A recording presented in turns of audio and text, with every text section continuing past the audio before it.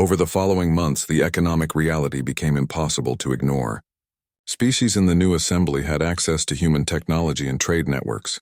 They benefited from shared research that advanced their capabilities at unprecedented rates.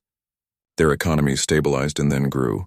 Meanwhile, the Vrelniks coalition struggled with continued disruptions and declining influence. Individual species began defecting from the old council to join the new assembly. First, it was the minor powers that had always been marginalized. Then some mid-tier species started making the transition. Each departure weakened the Vrelniks coalition further, creating a cascading effect that became unstoppable. Dr. Helen Cruz personally traveled to the Azuni homeworld with a team of human researchers. They didn't just deliver medicine and leave. They stayed, working side by side with Azuni scientists to understand the plague's origins and develop preventive measures. The collaboration produced breakthroughs in cross-species immunology that benefited both civilizations.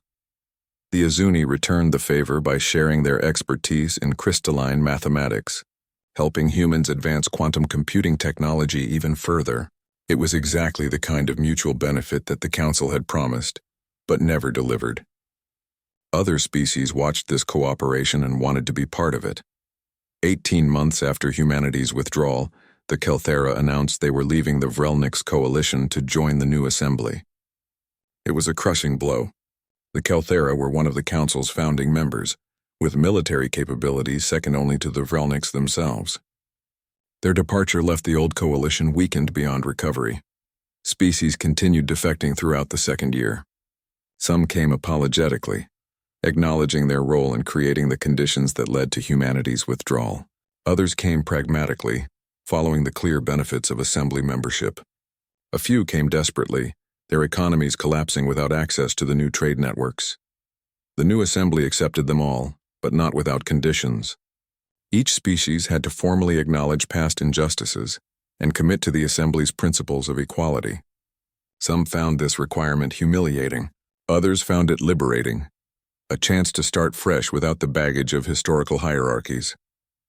5 years after the silence began, Chancellor Krethek stood before the new Galactic Assembly, now representing the Vrelniks officially. His government had finally admitted that maintaining the old system was impossible. The choice was between joining the assembly or facing increasing isolation and decline. In a vote that split the Vrelniks leadership almost evenly, they chose to join. Secretary General Lisa Grant, who now led the assembly's administrative functions, welcomed Kretheks without gloating or triumphalism. She simply shook his hand using the human gesture he had once mocked and said they were glad to have the Vrelniks as equals. There was no ceremony of humiliation, no demands for public apology beyond what had already been given. The assembly was focused on moving forward, not dwelling on past grievances. Kretheks found himself surprisingly comfortable in the new system. The Vrelniks still had significant influence, but it came from their expertise and contributions rather than their historical status. He discovered that earning respect was more satisfying than demanding it. In his retirement, he had time to reflect on where things went wrong and how they had been made right. Colonel Ryan Palmer also retired, returning to his family in Australia. He had spent 3 decades planning for the withdrawal and 2 years managing its execution. He was tired and ready to let others carry the work forward. On his last day before stepping down, a reporter asked if he had any regrets about how things had unfolded. Palmer thought for a moment before answering. "I regret that it was..." The Azuni's public apology sent shockwaves through the galactic community. For a major council species to openly admit wrongdoing was almost unheard of. For them to do so to humanity, a species barely 2 centuries into space travel, was revolutionary. The crystalline beings had always been proud of their diplomatic achievements and their reputation for fairness. To see that reputation tarnished by their own admission created ripples that spread across hundreds of worlds. Within hours of the apology, Dr. Helen Cruz made an announcement that surprised even the delegation members still on Earth. A human medical team would depart for the Azuni homeworld immediately. They would work with Azuni scientists to combat the plague. There would be no charge, no demands for concessions, no strings attached. It was presented as a simple act of species helping species, the way things should work in a civilized galaxy. The delegation watched this unfold with mixed feelings. Chancellor Krethek saw it as a calculated political move, designed to make humanity look generous while making the council look petty. But even he had to admit it was effective. Within days, smaller species began making public statements supporting the Azuni's position and calling for counsel. Reformed Colonel Palmer invited the delegation to tour some human facilities during their stay on Earth. He wanted them to understand how humanity had achieved so much in such a short time. The first stop was a research complex in Japan, built into the side of a mountain and extending deep underground. The facility was massive, with thousands of scientists working on hundreds of different projects. But what struck the delegation most was the collaboration. Humans from different nations, different cultures, different backgrounds, all working together seamlessly. There were no territorial disputes over credit or funding. Everyone seemed focused on advancing collective knowledge rather than personal achievement. "How do you manage this?" asked Krikstal, the intelligence analyst who had joined the delegation. "My species can barely keep 3 research teams from fighting over the same project." Dr. Cruz smiled. "We learned something important about 50 years ago. We were never going to outcompete council species individually. Your civilizations have been refining specializations for thousands of years. But we realized we didn't need to compete on your terms. We could create our own advantage." She led them deeper into the facility to a room filled with advanced computing systems. "We developed artificial intelligence that could coordinate research across our entire species. It doesn't make discoveries on its own, but it connects researchers who are working on related problems. It suggests combinations of techniques from different fields. It helps us leverage our diversity instead of being fragmented by it." Palmer took over the explanation. "Council species tend to have deep expertise in narrow areas. Humans are generalists by nature. We're not as good as the Azuni at crystalline mathematics or as good as the Kelthera at biological systems, but we're decent at both, and we can see connections that specialists might miss." The delegation toured more facilities over the following days. A manufacturing complex in Germany that produced components with tolerances that shouldn't be possible with known technology. An agricultural station in Brazil that was developing crops that could grow in environments ranging from Arctic cold to desert heat. A military installation in Australia where new defensive systems were being tested against simulated council weapons. Everywhere they went, the delegation saw the same pattern. Humans working together with efficiency that seemed almost mechanical, but with a flexibility and creativity that purely mechanical systems couldn't match. It was unsettling to witness. On the 5th day, Palmer and Cruz invited Chancellor Krethek to a private meeting. The 3 of them sat in a garden overlooking Lake Geneva, with snow-capped mountains visible in the distance. It was beautiful and peaceful, which made the conversation that followed even more jarring. "I want you to understand something," Palmer said, looking directly at the Chancellor. "We're not trying to destroy the Galactic Council. We're trying to save it." Krethek laughed bitterly. "You have an odd way of showing it." "The Council is dying," Cruz said bluntly.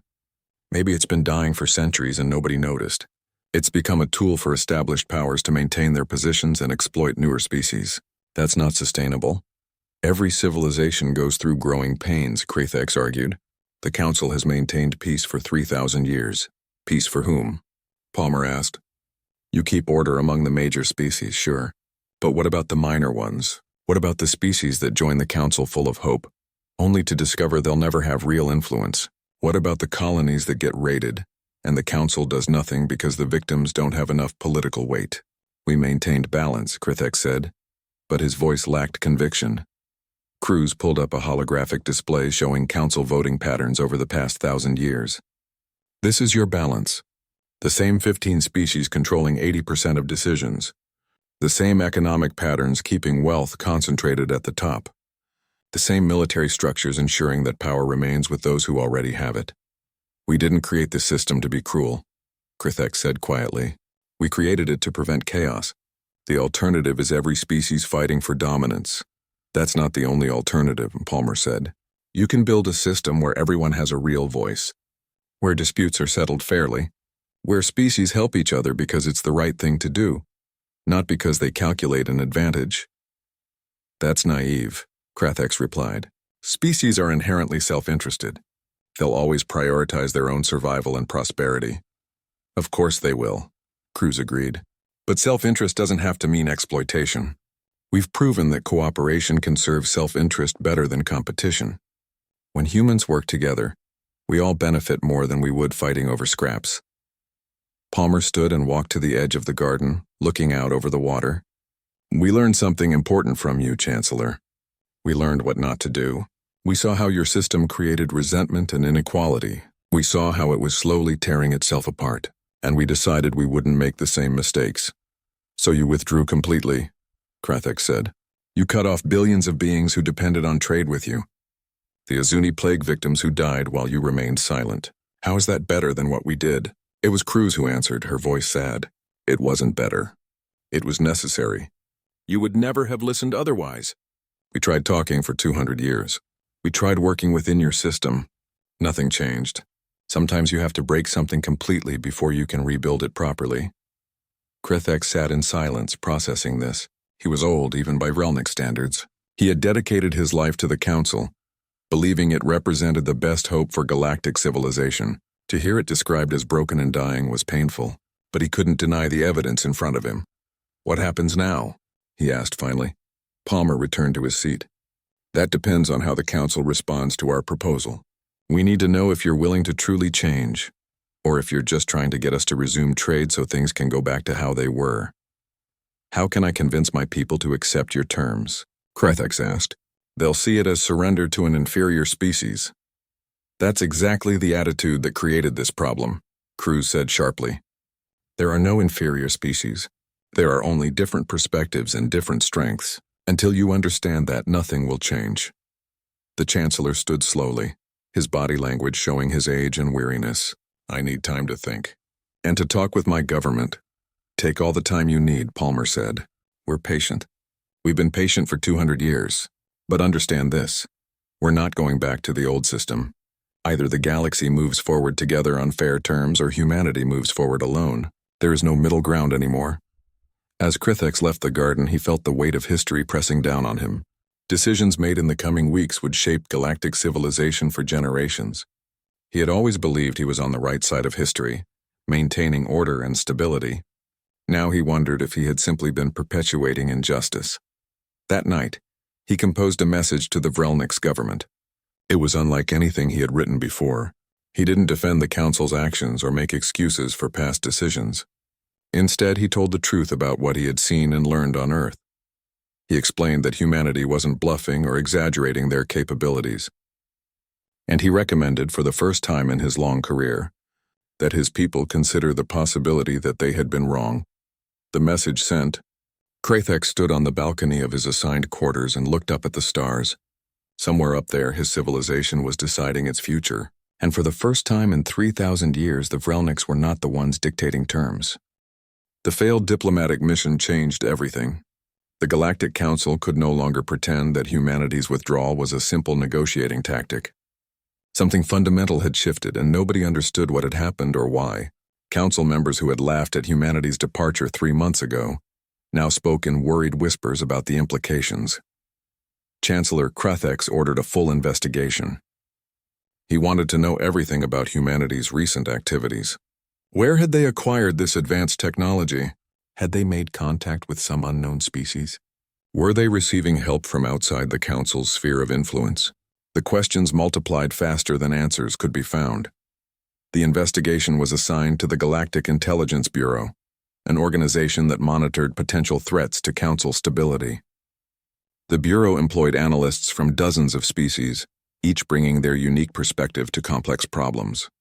One of these analysts was a young human named Carter Hayes. Carter had joined the Bureau 5 years earlier, before the withdrawal. He was one of only 3 humans working in the entire organization. When humanity cut off communication, Carter had expected to be dismissed or detained. Instead, his supervisors asked him to stay. They needed someone who understood human thinking, someone who could interpret human behavior and predict human actions. Carter agreed to help, though his motivations were complicated. He had left Earth because he felt stifled by the collective mindset that seemed to dominate human space.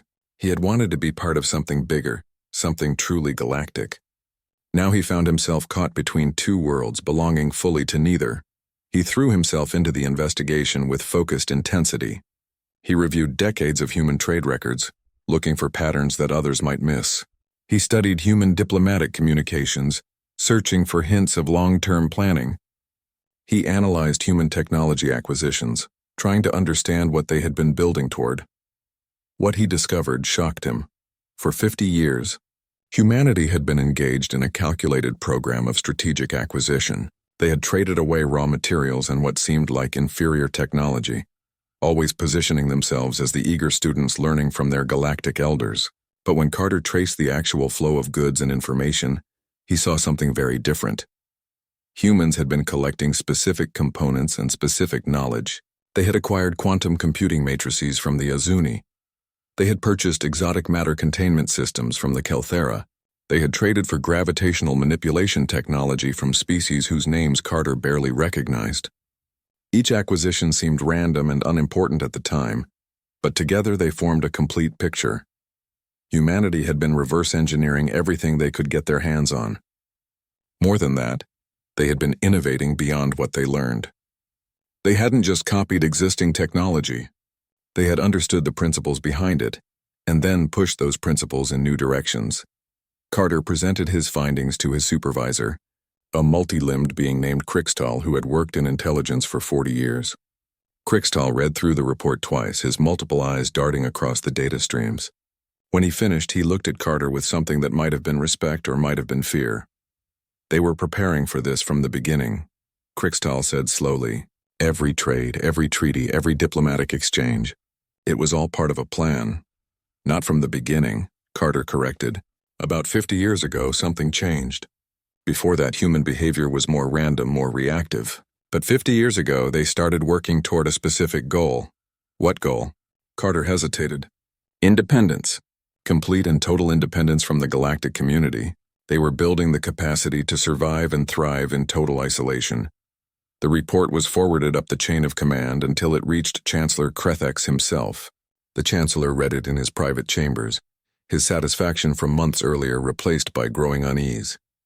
If the human analyst was correct, then humanity had been planning this withdrawal for half a century. That level of patience and coordination was unsettling.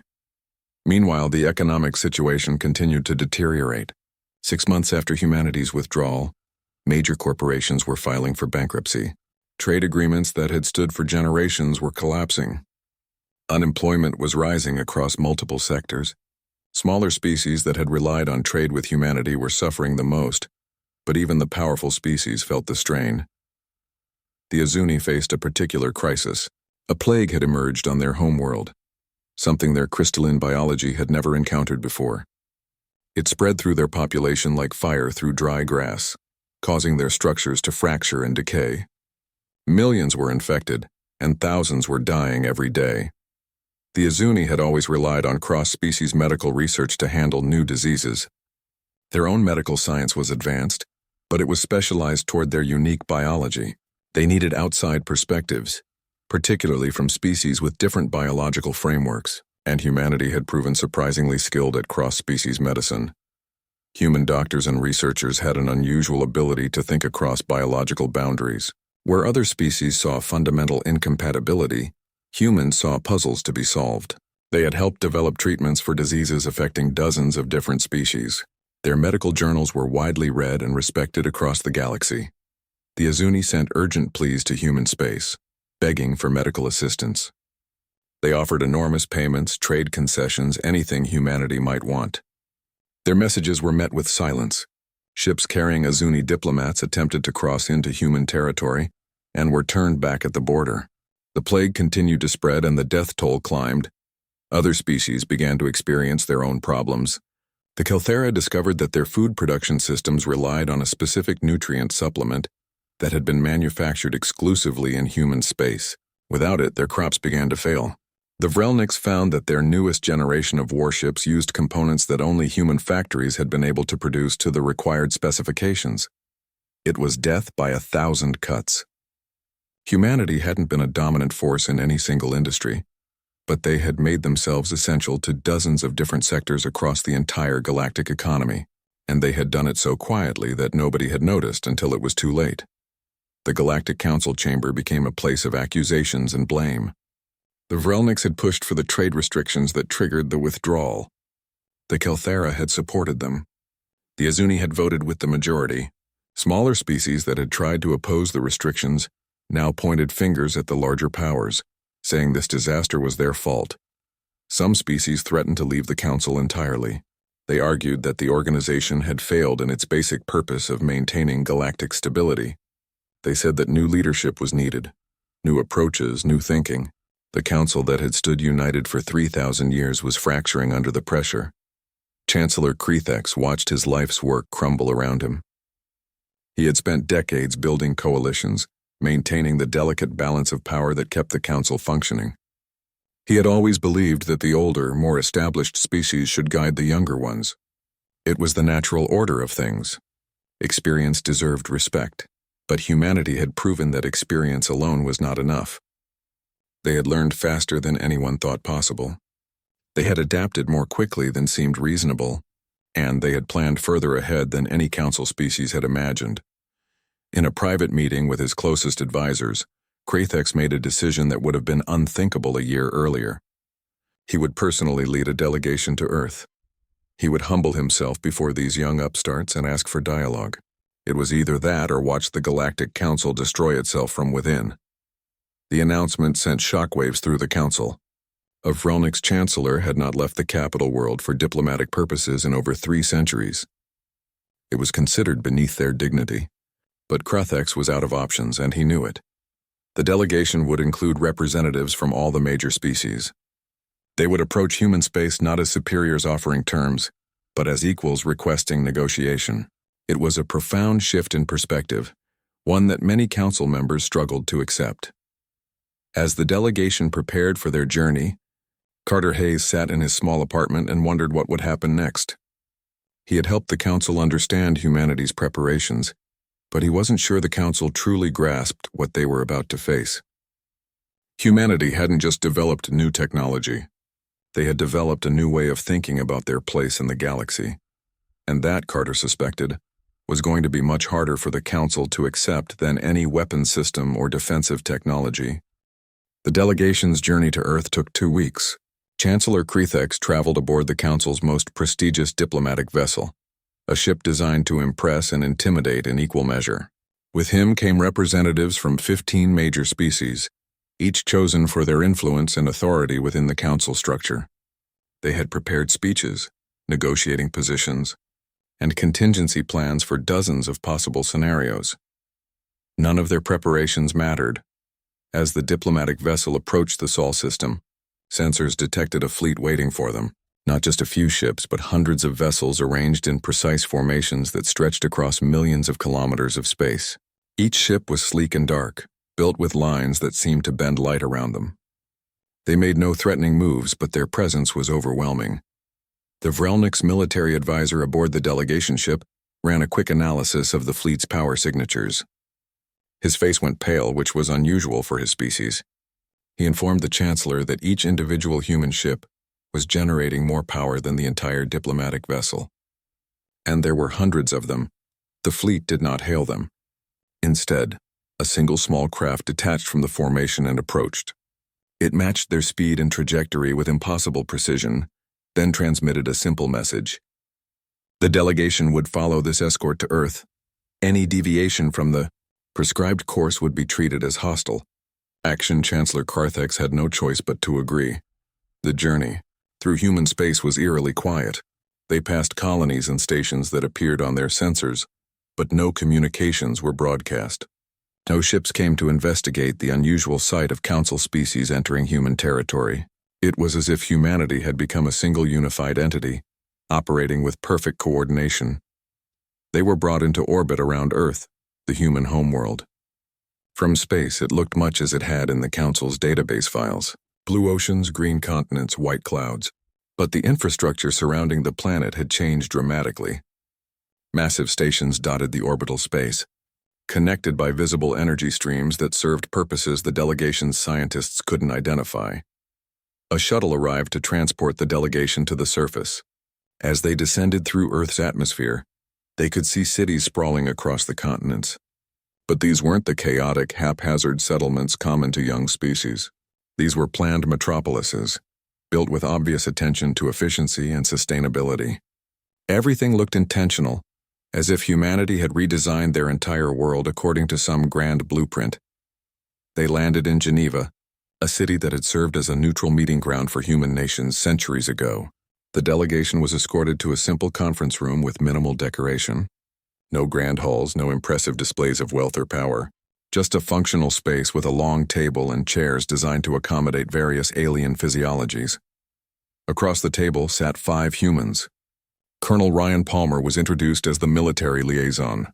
Dr. Helen Cruz represented the scientific community.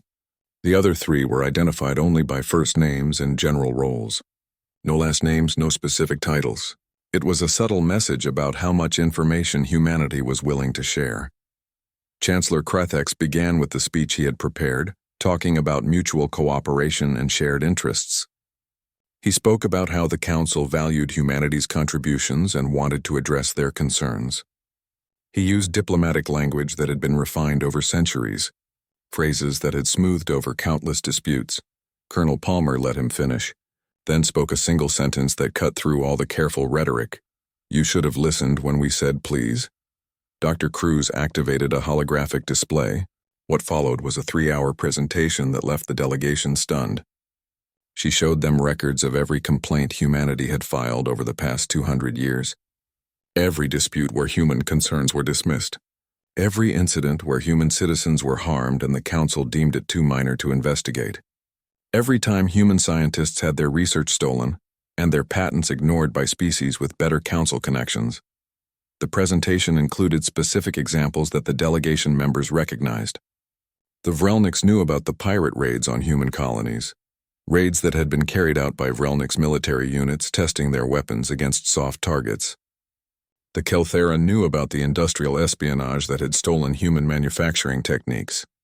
The Azuni knew about the trade agreements they had violated because they calculated that the penalties would be cheaper than honoring their commitments. Every species represented at the table had wronged humanity in ways both large and small, and humanity had kept meticulous records of all of it.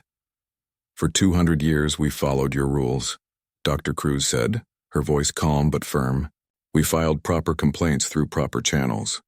We accepted arbitration from biased judges. We compromised on deals where we gave up everything and got nothing. We did all of this because we believed in the idea of galactic cooperation. But you never saw us as equals," Colonel Palmer continued. "You saw us as children who needed to learn their place. You saw our patience as weakness. You saw our willingness to compromise as an invitation to take advantage." Chancellor Krethex tried to interrupt, to defend the Council's actions, but Palmer raised his hand and the Chancellor found himself unable to speak. Some kind of technology was interfering with his ability to vocalize. It lasted only a moment, but the message was clear. The humans were in control here. 30 years ago we made a decision, Palmer said. If we could never earn your respect through diplomacy, we would ensure you couldn't ignore us through capability. Every colony, every station, every ship became part of a coordinated effort. We dedicated ourselves to a single goal. We would become independent, Dr. Cruz said. Completely and totally independent. We would build an economy that needed nothing from you. We would develop technology that surpassed yours. We would create a civilization that could thrive in isolation for as long as necessary. The delegation members looked at each other with growing horror. 30 years of coordinated effort across an entire species. It was a level of unity and long-term planning that seemed impossible to them. Council species were collections of factions, always competing internally for resources and status. The idea of an entire species working toward a single goal for decades was almost incomprehensible. Palmer pulled up new displays showing human technological achievements. Quantum entanglement communication allowed instantaneous coordination across all human space. Artificial intelligence had reached levels of sophistication that made Council computers look like toys from a museum. Weapon systems could neutralize any known defense through means the humans weren't going to explain. Faster-than-light drives could cross distances in hours that took Council ships weeks. "We didn't want this," Dr. Cruz said, and for the first time her voice showed emotion. "We wanted to be part of your community. We wanted to contribute and learn and grow together. But you made it clear that would never happen, not on terms we could accept." Colonel Palmer leaned forward. "So now you have 2 choices. First option, we remain isolated. Our space will expand as our population grows, and any species in our path will need to relocate. We'll take what we need and we'll ignore your protest just like you ignored ours. The threat was delivered without anger or malice, which made it more frightening. The humans weren't being emotional or vindictive. They were simply stating facts. Second option, Dr. Cruz continued. The Galactic Council is restructured entirely. Real equality, not just words. Real representation based on population and contribution, not on how long you've been in space. Real consequences for species that exploit or harm others. A complete reorganization of how galactic civilization operates. That's not a choice, Chancellor Krathek said, finally finding his voice. That's a demand for surrender. No, Palmer replied.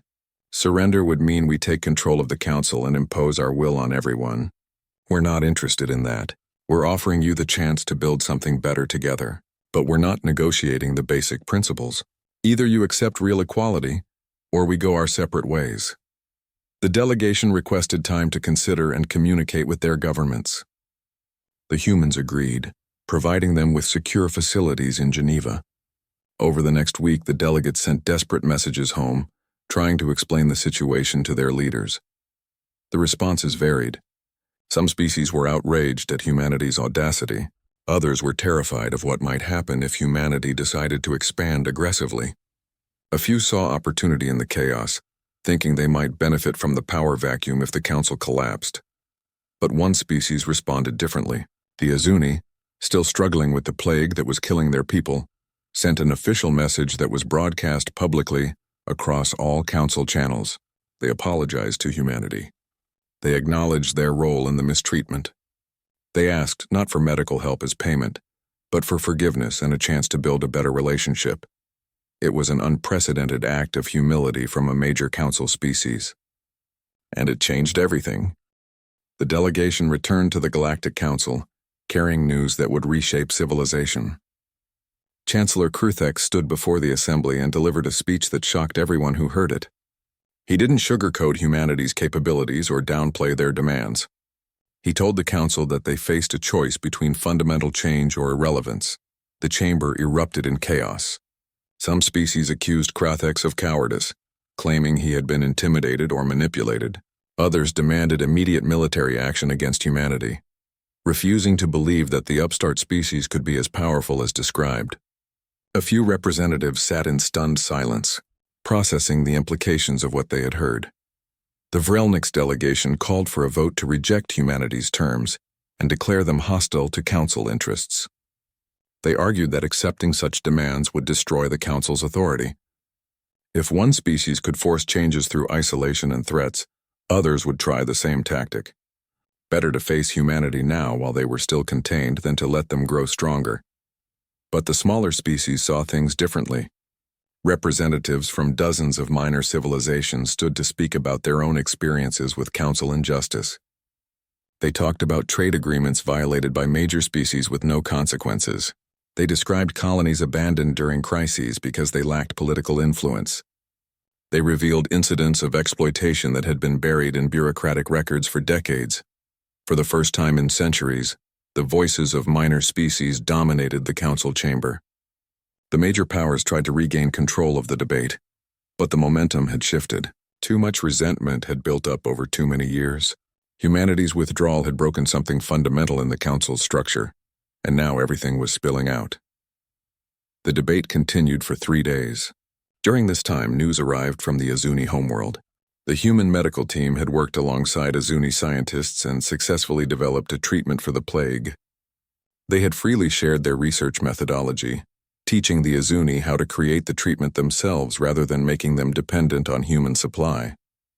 Already infection rates were dropping and patients were recovering. The Azuni representative made an impassioned speech about what this act of generosity meant. The humans could have demanded anything in exchange for saving millions of lives. They could have used the plague as leverage to force political concessions.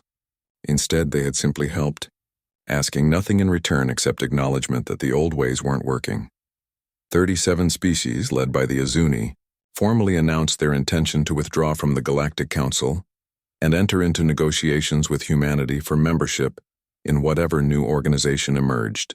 They declared that they could no longer support a system that had failed so fundamentally in its basic mission of promoting cooperation and mutual benefit. The council that had stood for 3,000 years was fragmenting. Chancellor Crithex watched his life's work crumble and felt strangely relieved. Perhaps it was time. Perhaps the old order had served its purpose and needed to be replaced by something better. Or perhaps he was just too tired to keep fighting. The Vrelniks and 15 allied species refused to accept defeat. They formed their own coalition, declaring themselves the true Galactic Council and rejecting any legitimacy of humanity's demands. They controlled substantial military forces and economic resources. For a time, it seemed the galaxy would split into two competing power blocks, potentially leading to the kind of large-scale conflict that the Council had been created to prevent. But something unexpected happened. Human Ambassador Jake Morrison returned to the galactic stage after months of silence. He didn't come to the old council chambers.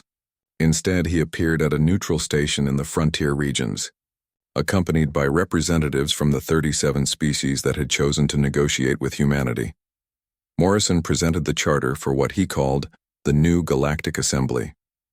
It was a document that had clearly been prepared over many years, refined through countless iterations.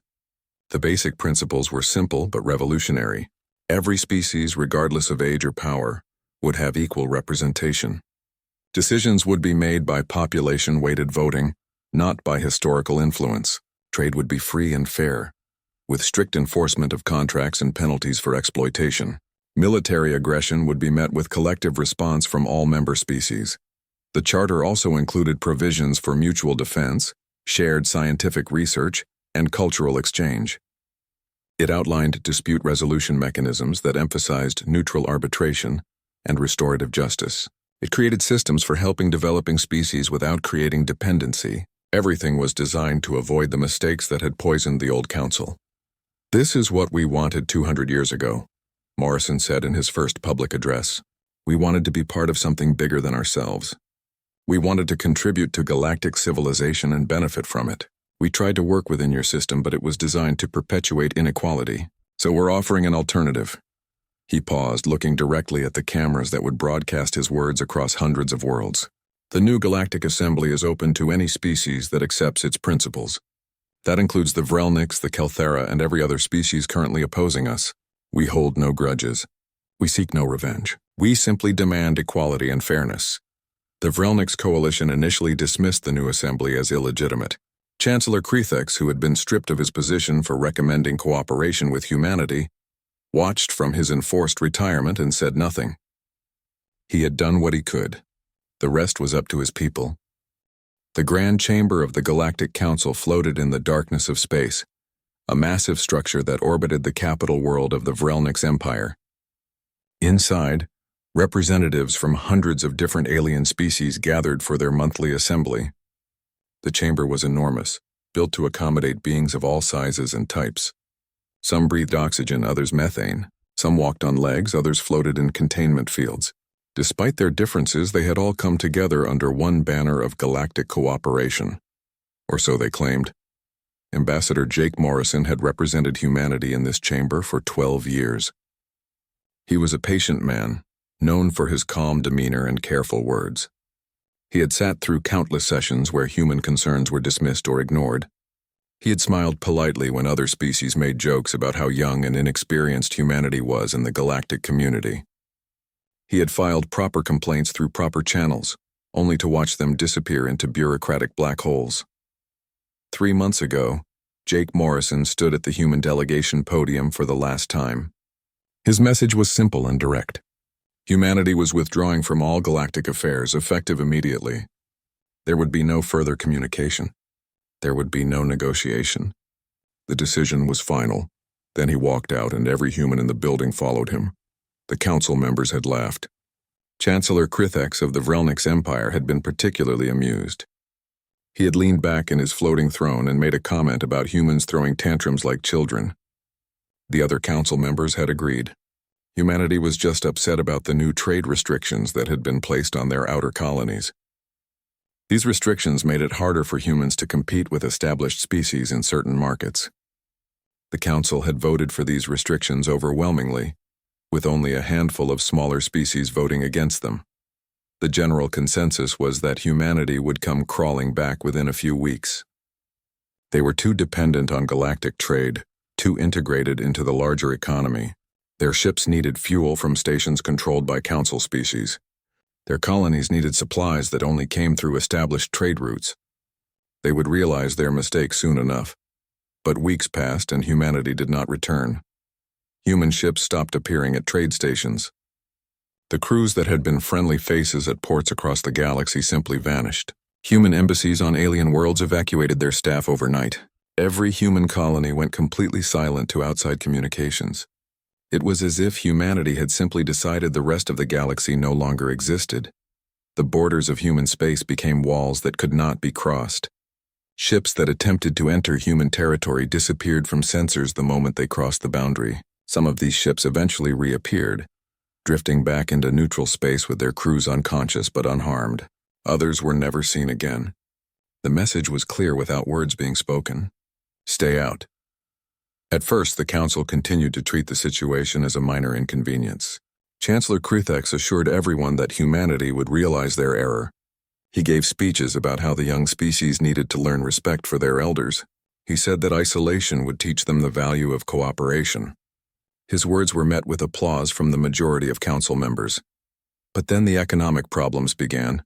Trade routes that had passed through human space for decades suddenly had to be rerouted. These new routes added weeks to shipping times. Companies that had built their logistics around quick passage through human territory now faced massive delays.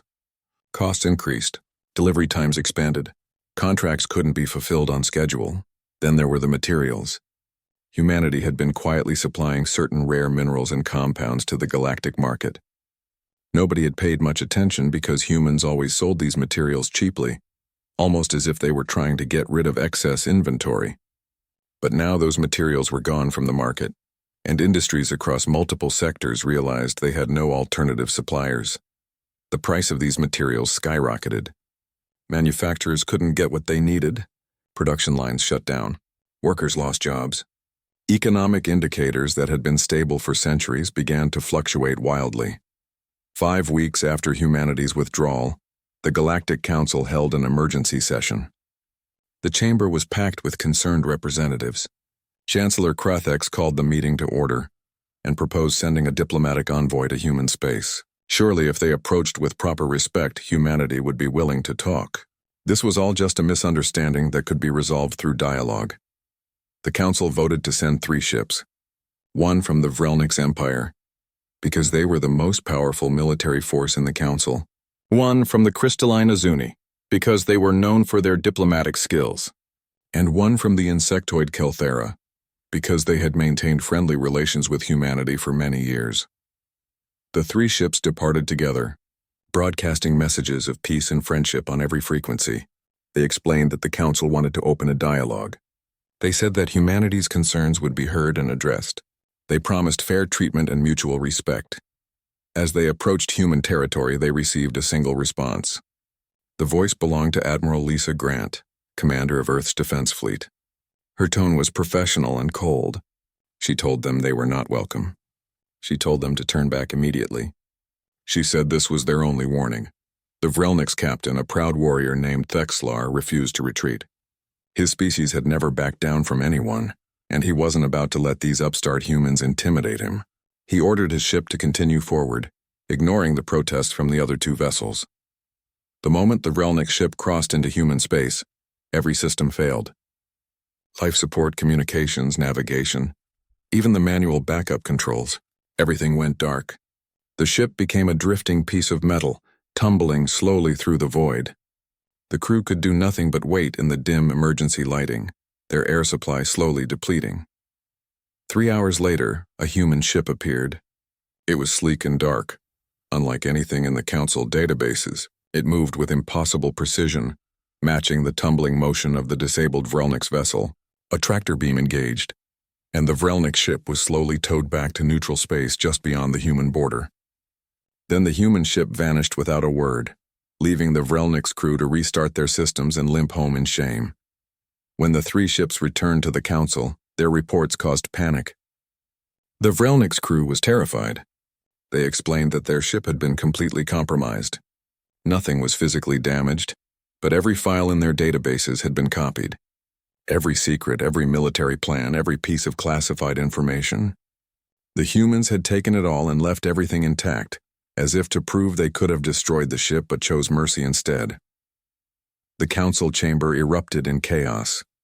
How had humanity developed technology so advanced that it could disable a Vrelnik's warship without firing a single shot? How had they infiltrated military-grade security systems? The Vrelniks were one of the oldest spacefaring species in the galaxy, with technology refined over thousands of years. Humanity had barely been in space for 2 centuries. Chancellor Krathax tried to maintain order, but his voice lacked its usual confidence. For the first time, the council members began to wonder if they had made a terrible mistake.